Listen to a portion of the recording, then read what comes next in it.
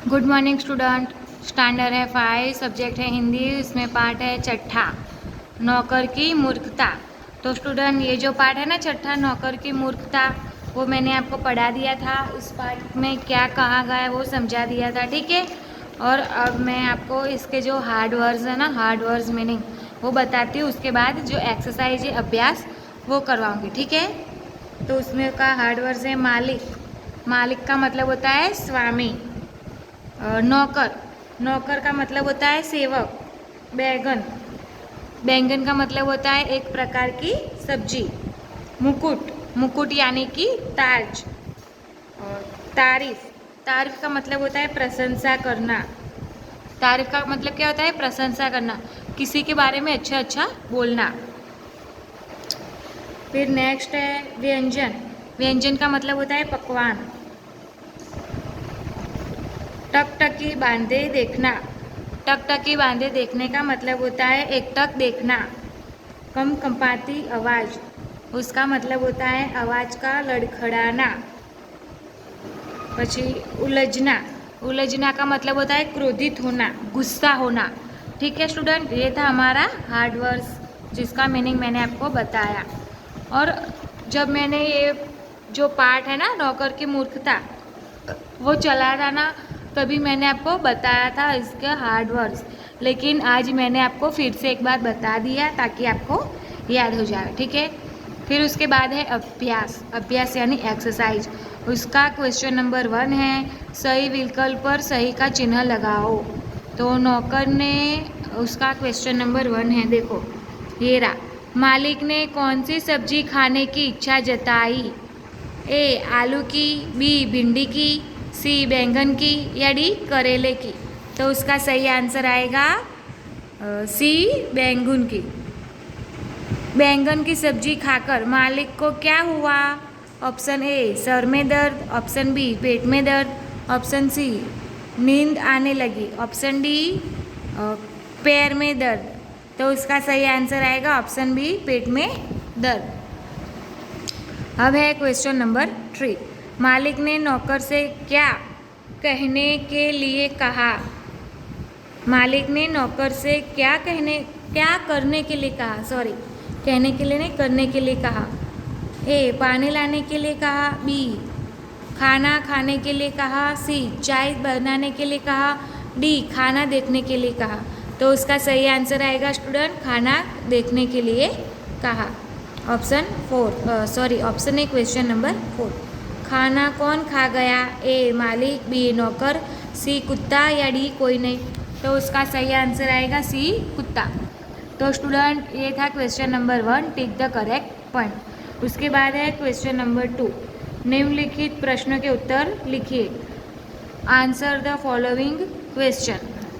तो उसमें question number 1 है, जब मालिक ने बैंगन बनाने की इच्छा प्रकट की तब नौकर ने बैंगन के बारे में क्या कहा? तो उसका आंसर है जब मालिक ने बैंगन खाने की इच्छा प्रकट की तब नौकर ने कहा कि बैंगन तो सारी सब्जियों का राजा है, तभी तो उसके सर पर मुकुट है। अब है क्वेश्चन नंबर 2। मालिक के पेट में दर्द होने पर नौकर ने बैंगन के बारे में क्या कहा? तो नौकर ने बैंगन के बारे में कहा कि बैंगन का रंग काला बनाया है। तो नौकर ने क्या कहा कि बैंगन तो होता ही बुरा है, तभी तो भगवान ने उसका रंग काला बनाया है और नाम भी बेगुन रख दिया है। Question number 3। नौकर कैसा खाना बनाता था? तो नौकर बहुत अच्छा और स्वादिष्ट खाना बनाता था। Question number 4। मालिक के लिए परोसा गया खाना कौन खा गया? तो उसका आंसर है मालिक के लिए परोसा गया खाना कुत्ता खा गया। अब है क्वेश्चन नंबर 3। किसने किससे कहा who said to whom? Whom, who said to whom यानी कि किसने किससे कहा? तो उसमें फर्स्ट पर है, आज के बाद मैं कभी बैंगन नहीं खाऊंगा। ये वाक्य किसने बोला था? तो ये वाक्य मालिक ने बोला था। और किससे कहा था? तो नौकर से कहा था। अब नंबर 2, अब आपकी हाँ में हाँ मिलाना ही तो मेरा काम है। उसका ये वाक्य किसने कहा था? तो इसका आंसर है, ये वाक्य नौकर ने कहा था। और किससे कहा था? तो मालिक से कहा था। ठीक है। अब है क्वेश्चन नंबर 4, पढ़ो और समझो। मैंने खाना बना दिया है, तुम हाथ मुंह धोकर आओ, मैं तुम्हारे लिए खाना लगा देती हूँ। रिया कहाँ है? वहाँ भी शाम से भूखी है, उसे भी खाने के लिए बुलाओ। ऊपर दिए गए वाक्य में मैंने तथा मैं प्रयोग बुलाने वाले शब्द तुम तथा तुम्हारे, तुम तथा फिर है तुम्हारे का प्रयोग सुनने वाले, और यह उसे का प्रयोग रिया के लिए, जिसके बारे में बात की जा रही है, क्रिया गया है। ये सभी शब्द सर्वनाम है। इस तरह के सर्वनामों को पुरुषवाचक सर्वनाम कहते हैं। तो write correct pronouns in the blanks. तो रिक्त स्थानों में सही सर्वनाम लिखो। खाली जगह इस घर में रहती है, मेरा या मैं? तो उसका सही आंसर आएगा मैं। नंबर 2, जो जाएगा खाली जगह दरवाज़ा खोलेगा, तो कौन खोलेगा? उसके ऑप्शन है तुम या वह।